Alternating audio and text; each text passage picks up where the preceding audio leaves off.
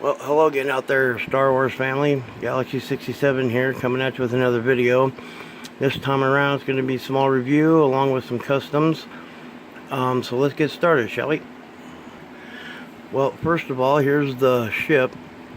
This is a Mandalorian ship that was made by Hasbro, and I do believe it was the only vehicle that they ever made that has to do anything to do with Mandalorian. I think it's a very nice ship. Has a real nice interior. Really good design, sculptures, and very good detail. Hope you can see that. I've been trying to work on my autofocus and still haven't got the hangs of this camera here, I guess. There we go. Okay. So here's the outside of the ship. Don't mind the red markings on there. That didn't come with it. That was something that I had did a little bit of a modification on myself. But I do really like the overall design, and it has great detail on the engines. It also has hidden missile compartments underneath the wings here. Just kind of flip them up and push these buttons, and away they go. And then of course I showed you before how the cockpit opens up and all the chairs inside. Now it says it fits 6, so and actually it does. I'm not going to go into that right now. It takes a little bit of time to get them all squeezed in there, but 6 do fit. Now back on to the rest of the show here. This here's Pre-Vizsla. Seen him in the Clone Wars, a few different episodes. And the Dark Saber, which if any of you who are followers, which hopefully you are, being the whole Star Wars family, I'm sure you follow everything. It's being shown quite a bit now in the Star Wars Rebels with Sabine.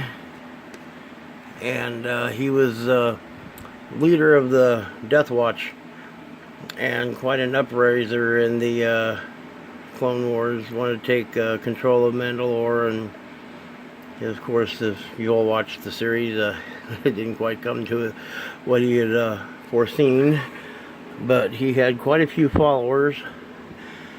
Most of them were previous Mandalores from his the moon of Concordia, where they were stationed, where pretty much where they were all exiled to, according to the lady there. Gosh, I forget her name right now. Boy, it's kind of sad, isn't it? Anyways, she said how they were, well, pretty much everyone said how they were all sent to Concordia. Anyways, so since I only had a chance to pick up Pre-Vizsla and a couple of the other figures, one of them I think came with a speeder bike, which must be packed away with some of my other stuff, because it wasn't with the Mandalorians like I thought it was.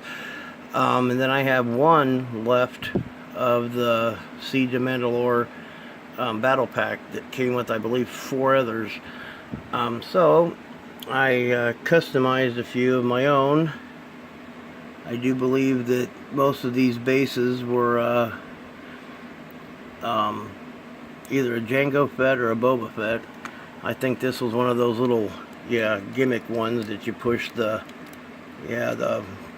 backpack and his arms swing around or whatnot, like some of the Force Jedi ones you push and they have slashing motion. So there's one there. Here's another one that I made. Again, either a Boba or Jango Fett base. Most of these are pretty much just repaints. I didn't really resculpt any. Pretty much didn't have to, other than maybe add a little bit of battle damage here and there. The dents on some of them, I did try to scrape that off a little bit so it wouldn't be so noticeable. I believe this is one of the ones, I did that on, tried to scratch most of the, if I can get the thing to focus again, there we go. The helmet got most of that scraped off so it wouldn't look so obvious with just a dent.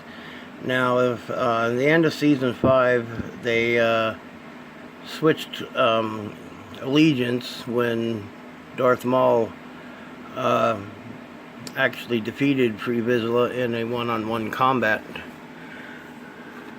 hand-to-hand combat fight. So most of them either stayed or left, and so of course I had to make some for the opposite side so they could have a little bit of enemies to fight. So I have all the ones that I made for him, and some of the ones that I had made for the other side. Of course, he's not going to cooperate. And then I made this one thinking that, of course, not anything according to the movies, but one that was on the opposite side but decided to join up and settle things and team up together, which is why I got the red and the blue on there. And most of them have the removable helmets. Some, I believe this is one of the ones that, yeah, the rangefinder actually moves on. Some of them they don't. Actually, I wish most of them did, but most of them don't. In fact, most of the actual ones with Free Vizsla in them don't even have rangefinders. And I am also working on a couple more right now, which are both Boba Fett's from, I'm not for sure. One of them's a Legacy Collection and one's not. I'm not for sure which is what, but anyway, the only difference is really not only is the color slightly different, but they have these weird faces underneath. And if you can see, if this thing will focus, this one has some scratches on the face that actually is colored in. This one has some scratches but are not colored in. If I can ever get this thing to focus. There we kind of go. There we go. So other than, and it's got this weird generic hooded face underneath, but it does not look like, at least that I know of, to any of the original clones. But other than one's a little lighter than the other, and one has actual painted in scratches and the other one does not. They're pretty much the same identical figure. Their backpacks are even pretty much the same, other than painted slightly different. So not much to go on them for a difference there. Even their helmets are just a slight different shade of green. But anyways, as I said, even with the backpacks, they're pretty much identical, other than the shade of green that they are. One's got a little more of a color scheme to it, which I believe is what matches, you know, like with the shoulder pads and etc. with the armor. Anyway, enough of that. Hope you enjoyed my video, and give a thumbs up if you like it. Don't forget to subscribe and share the video, and may the force be with you always.